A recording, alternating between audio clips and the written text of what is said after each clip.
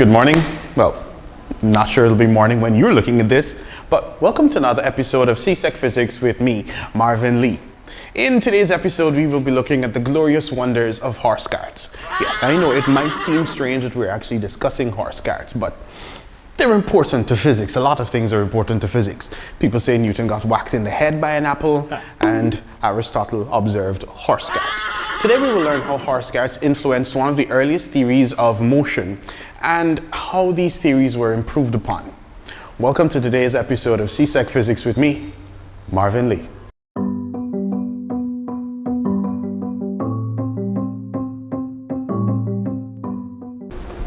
So, it may surprise some of you that horse carts were a thing. Even in Guyana, there was this time when horse carts were very, very common. You see them occasionally, but they're not as common as they used to be. Of course, horse carts were important to us growing up because if you saw a horse cart heading in the direction you were going and you weren't willing to walk, you would run behind the horse cart, jump on, and have a free ride until the driver looked around, saw you and cussed you and you jumped off. But children nowadays really don't have these experiences, and that was just a little story. Now, there was this Greek philosopher, his name was Aristotle, and he came up with one of the earliest theories of motion. Now, his theory of motion was actually based on the horse cart. Yes, a horse-drawn vehicle. And it made sense. It did make sense. All right, please don't bash him just yet. Aristotle said that the velocity depended on the force. Now, the velocity with which the cart moved depended on the force with which the cart was pulled.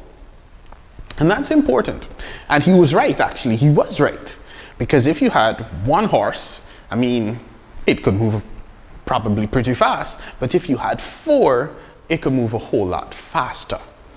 So the idea that force influenced velocity was applicable, but in physics we try to find laws that are applicable, if not to all circumstances, in special conditions. And Aristotle's law didn't apply when one special condition occurred.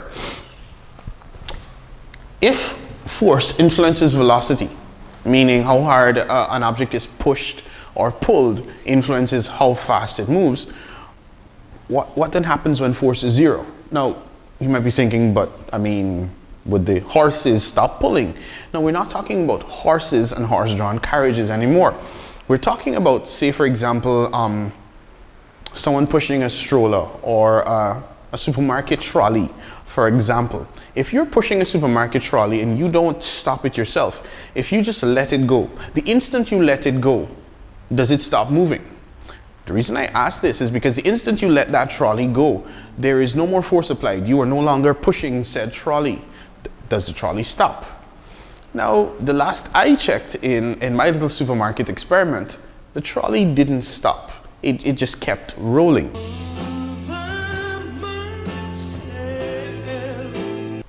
And this is where Aristotle's theory falls apart. Yes, force does influence how fast an object moves. However, there are cases where force does become zero, but in those cases, the object does not stop moving. So Aristotle's theory was really good for his very specific application, but for everything else, no. And along came who I consider to be one of the greatest minds ever, Sir Isaac Newton. Now, Newton was incredibly brilliant, and I think most people don't understand just how important or significant his contributions were, but they were very important. And this to me is one of his greatest works, his 3 laws of motion. So, having gone over Aristotle, who I call horse cart man, just to help people remember what he said, we now go on to Newton's 3 laws of motion. And I will speak and say, and then I will write and explain. Now, I will start with the easiest law to remember, the 3rd law. Now, the funny thing about the 3rd law is that people actually quote the 3rd law like if it's written in the Bible. And it's not written in the Bible, sadly. All right, it's not. All right, for those who quote it like it is, It's not. Newton's third law states that to every action, there is an equal but opposite reaction. I know people might think it's biblical, but it's not. It's a law of physics, okay? So please don't quote it like it came in the Bible. Please don't say the Bible said. Newton's third law says, for every action, there is an equal and opposite reaction, okay? Action produces reaction. Force applied produces a reaction. That is what Newton said. Simply put, forces act in pairs. I wrote this on the chalkboard once, and one student actually said, forces act in Paris. Please, it's not Paris, it's pairs. There is a difference. Now, the first law. The first law, I remember reading this law from a really thick physics book my father had. I think it was Nelson and Parker's Physics. And the law, it just stuck. It just stuck. I don't know why. This is the one law that I can quote word for word from that textbook. It says, an object will remain in a state of rest or uniform motion in a straight line unless acted upon by an external force to do otherwise. I know, it's a mouthful. Let me go it over again. An object will remain in a state of rest or uniform motion in a straight line unless acted upon by an external force to do otherwise. And modern textbooks have translated it into objects at rest remain at rest and objects in motion remain in motion. Now, all that Newton said, all that he said was that an unbalanced force was necessary to cause or change motion. That's it, an unbalanced force. As long as forces acting on an object balance out, there will be no change in the current state of motion of an object. So if you are at rest and there is no unbalanced force, for example, you're sitting on a chair, those famous plastic chairs you have at all weddings. I don't know why Guyanese love them, but those chairs. Okay, sad story. So I was at my great aunt's house and I sadly sat in one of those chairs. Sat for the chair. And I can't remember whose little child it was walking past, and I leaned over to play with the baby. And I heard crack. The sad part was I fell because the leg of the chair broke, but nobody cared about me. Everybody was concerned about the child. People were wondering if I crushed the poor little thing, but I didn't. Now, me sitting in that chair, I exerted a downward force on the chair. Now, because the downward force I exerted broke the chair, there was an unbalanced force in the direction of the ground, okay? Unbalanced force in the direction of the ground. That meant I would fall, and I fell. Much to the delight of a few, and I scared the old people who thought I crushed the baby. And that's what Newton said. If you put a book down, that book isn't just going to go sliding across the table. No Jumbie ain't gonna come and just move the book. If you put the book down, the book will not move unless there is some force acting on it. Now, the second law, before I go to writing down and explaining, the second law is common, and it's reduced to a simple equation. F is equal to ma. Basically, force applied, unbalanced force again, applied to an object, produces acceleration. In other words, have you ever, best way to describe this, have you ever been walking, you're walking with some friends, and you're walking too slow, and they're walking behind you and push you? Now, you're still moving, but that extra push is an unbalanced force, all right? It causes a change in motion. Why is it an unbalanced force? Because if you're pushed, there is no force equal and opposite to that push. So essentially, walking, you get pushed, you move forward. That is what Newton said. The unbalanced force is the push, and because of the push, you move faster. Is there any other way to explain it? Not really. But that is the second law in an equation. F is equal to ma. Now these are the three laws. Very, very, very easily summarized. However, it's time for a few diagrams and a bit more in-depth explanation. So, see you on the other side. Welcome back. So, having really briefly explained Newton's three laws, it's time to look at what these laws really mean with a few diagrams with the ever famous stick man. Now, first example. I draw this first example, and my students would know of whom I speak. To a student who once decided to punch a wall to prove his immense strength. Now, let's assume wall is being punched by man. Now, the man will exert a force in this direction on the wall, because that is the direction in which he throws his punch. Now, the wall will not just take the punch. By Newton's third law, which says again, to every action there's an equal but opposite reaction, the wall will exert a force along that same line in the opposite direction. So, if you punch a wall, the wall doesn't punch back. Please, that's not what Newton's third law means. Sorry. You punch a wall, the wall doesn't punch you back. But wherever there is that point, or at the point of contact between your fist and the wall, you exert a force on the wall, and the wall exerts a force on your fist. That is why punching walls kind of hurts. Now, this, me and the poor plastic chair, my weight acted downward. The chair, for but a while, exerted an upward force equal to my weight. Now, I say equal to my weight because of the fact that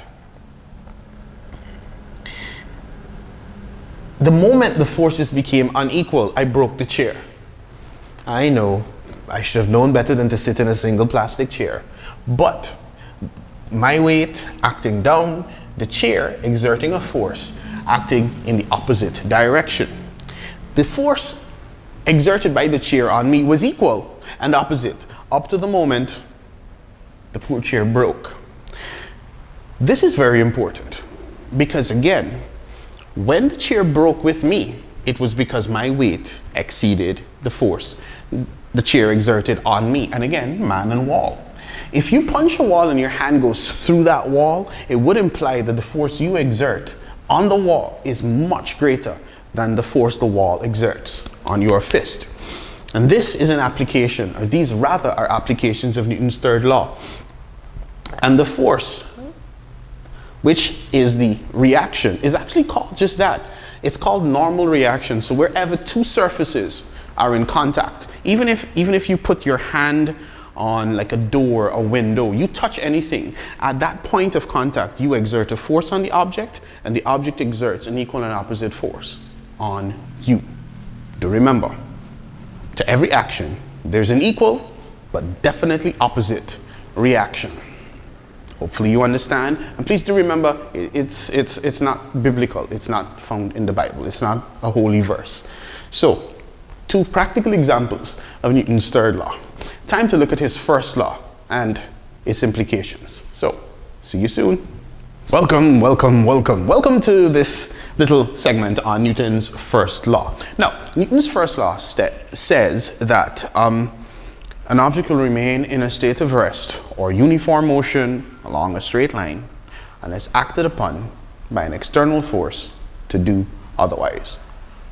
Uniform motion in a straight line unless acted upon by an external force to do otherwise. Now, my first example is book on table. You can try this. You can actually try this. Get 3 different sizes of book and push each along the same surface. Now, one finger, just use one finger to push each book. What you're going to find is that the larger the book, the harder you have to push to move it. This is very important. Now, again, I did say that it is an unbalanced force that causes motion. If you were to push a book along the surface of your table, what you will find is that the instant you touch the book, most times the book doesn't start moving the instant you touch it. The instant your finger makes contact with the book doesn't just fly straight off the table. That does not happen. What happens is that there has to be an increase in the amount of force you apply before motion begins. Now, this is important. You're pushing the book in this direction, okay? You're pushing the book in the direction of the pink arrow. What happens is friction opposes the motion of the book. Now, friction is essentially a force that opposes motion. Very, very simply defined. It opposes motion. So if I'm moving in this direction, friction is going to act in the opposite direction. Now, friction is caused between contact, as in surface to surface contact, even fluid on solid surfaces. For example, walking along the seawall, heading east into a strong breeze. You're kind of pushed back, and that's essentially because of the force the wind exerts on you, which is basically what happens here as well. So you're pushing the book, but like I said, the instant your finger makes contact with the book doesn't go sailing along the table. You have to increase the force you apply to the book, and then it begins motion. Now, why is this important? When you increase the force you apply, you essentially have to overcome friction.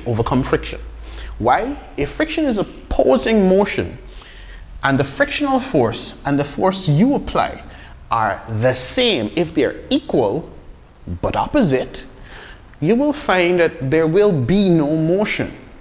But the instant this force you apply, exceeds the frictional force, then there will be motion, and this is what is meant by an unbalanced force. They are unequal in magnitude. So, the applied force F, the instant this is greater than friction, we have motion. The other thing you will notice is that as you increase the size of the book, you have to apply more force. This is important. I will explain that after this. Now, I take this from one of my many stories. So I was teaching one day and I had to leave the class. I came back and I don't know what this one student was doing. I have no idea to this day. But as I entered the door, he was grinning like an idiot, and then he just took off running away from the door. So I paused because I was thinking, what on earth just went wrong? And he just started to run in the direction of a wall. And I stood there thinking, is he going to run into the wall? And at the very last second, with an incredible display of balance, he came to a screeching halt a few inches from the door. And I stood there thinking, impressive, very impressive. Now, to use that as an example, if the student is running in the direction of the wall, to change his motion, to change anything about his motion, or to stop, or even to turn, a force would have to be applied. But let's just look at stopping for the moment. If he doesn't want to run face first into this wall, he will have to apply a force, basically through his feet, of course, that would cause him to stop and not hit said wall. This force will have to oppose his motion, okay? It will have to oppose his motion. Why? Yes, I'm writing with my left hand. If the force doesn't oppose motion, he'll just run smack into the wall. If the force does oppose motion, he will slow down. And again, if it's a very small student in terms of physical stature or size, he'll slow down easily. If it's a really large student, it's going to take some serious force to slow down. Now, best example of this, if you can check online, and again, you could go do your homework, you'll find that the braking distances for very small vehicles is a lot less than the braking distance for a large vehicle for the same velocity. All right? For a car traveling at 60 km and a truck traveling at 60 km, a loaded truck, you find that the recommended braking distances are very different.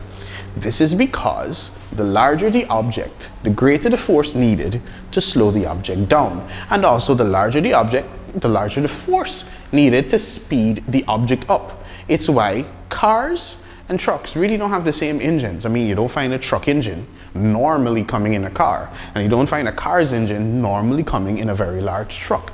You don't, because they're two incredibly different masses. Why is this important? Again, just like with the book, just like with the student, just like with vehicles, mass is important because mass affects the size of the force needed to either speed an object up, slow it down, or change its motion. Okay, this is very, very important. Mass influences how much force is needed. And Newton's first law gives us a very simple principle. It's the principle of inertia. Inertia. The concept of inertia is really simple. Inertia is just the tendency to remain in whatever state you're currently in. So, for example, if you're sitting down watching this video right now, you are not automatically just going to float up off your chair and float around the living room or float from your desk. That is not going to happen, and if it does happen, please don't blame me. Inertia is just basically the tendency to resist changes in motion. And if you think about it, it is easy to move a large object. For example, if you have a straw on your table and you flick it with your finger, that straw will go flying. However, if you take a metal rod and you put it on your desk and you flick it with your finger will hurt. The difference in mass, even though both objects are cylindrical, creates a major difference in the force required to change their behavior. And Newton's first law gives us this principle, the principle of inertia. Also, if you think about it, the amount of mass an object has is a measure of its inertia. The more mass, the more likely you are to remain in whatever current state you're in. It's the reason you've never seen, at least I've never seen, anyone go and start a fully loaded bush truck. You've never seen it. You've never seen a truck that was carrying sand, it broke down, and people just willingly come out and let's push this truck. However, if it's a car, even a mid-sized truck, or as we guys say, a canter, people will push that. But large vehicles, no. Because greater mass means the object is more likely to stay as is, and you're just not going to be able to move it. So, Newton's first law, in spite of its fancy wording, gives us the concept of inertia. And inertia simply is the tendency of an object to remain in its current state of motion, whether at rest or whether along a straight line. Newton's first law says that object will want to remain as is. This is Newton's first law, summed up. So, having looked at the third law, which says, and I will repeat again, just for the sake of memory, to every action there's an equal but opposite reaction, and having looked at this first law, which says that objects will remain in a state of rest or uniform motion along a straight line unless acted upon by an external force to do otherwise. We now move on to the second law. See you then. Welcome back. We looked at the third law, we looked at the first law, and now we have to look at Newton's second law. Now this requires a bit of explanation. So going back to the very beginning of the lesson, we did say Aristotle said that the velocity an object moves at depends on the force. Now the question that arises is what happens when force is equal to zero? This is a very important consideration, very important consideration. When force is equal to zero, does the object automatically stop moving, as this relationship would suggest? And the answer is, of course, no. And I mentioned supermarket trolleys as one very good example. Another example is in cricket or tennis, golf even. If you look at cricket, tennis, or golf, you'd realize that, or you should realize, that the object, the ball, is not under the action of a force of propulsion for very long. Okay? You hit the cricket ball. Whenever the bat makes contact with the ball, the force applied to the ball only acts as long as bat is in contact with ball. Same thing for tennis. If you're hitting the ball, the force applied only acts as long as the ball is in contact with the racket or its strings. Same thing for golf. The force applied only acts as long as the club is in contact with the ball. Now, when the force stops acting, the ball doesn't just fall out of the air. It keeps moving. And as you'd realize, for all three sports, the further you want the ball to travel, or in tennis, the harder or the faster you want the shot to be, the more you follow through. You just don't hit the ball and just stop. You follow through and you rotate through in cricket, the line of the delivery. And in golf, you do swing through the ball and your golf club ends up over your opposite shoulder or your leading shoulder. And in tennis, you end up turned all the way around as well. This is because you're trying to give the ball as much momentum as possible. Now, this begs the question, what is momentum?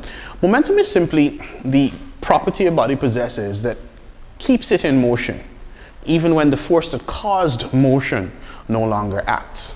So once you're moving and there is no force of propulsion, you are moving totally under the influence of your momentum. I had a friend in high school. His driver was legendary. And I remember one day we were headed to lessons. The dude turned into the street, accelerated real hard, turned off the car. It was manual. Turned off the car and just let the car roll down the street all the way to the place we had lessons at, and we just jumped out. And I looked at him and he looked at me and just laughed, because I never saw someone do that. I never saw somebody turn off the vehicle while it is in motion and just let it roll, and that's exactly what he did. Now, how did the vehicle roll? Because when he turned the corner and accelerated, a force was applied because it accelerated, and then he just turned off the engine. There was no force being applied to the car any longer, at least not a force to cause it to move forward, and the car just rolled down the street and came to a stop. That is what momentum does. It keeps an object in motion even after the force that caused motion has been removed. Now, momentum is a product of an object's mass and velocity. Mass and velocity, mass and velocity. This being said, Newton's second law Newton's second law says that the force is basically equal to the change of momentum. That's it. Force, change in momentum, or the rate of change of momentum, to be specific. Change in momentum over time that change took. This is the statement of the second law.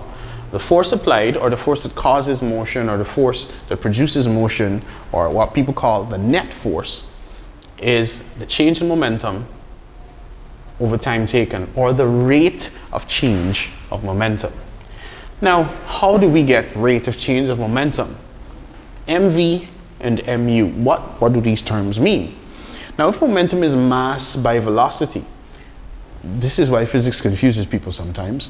Mass by velocity, we have to remember that a change in momentum would imply that there is a change in velocity. Okay, mass by velocity, mass by velocity. For this to change, for one object, the mass of the object wouldn't change, its velocity would change.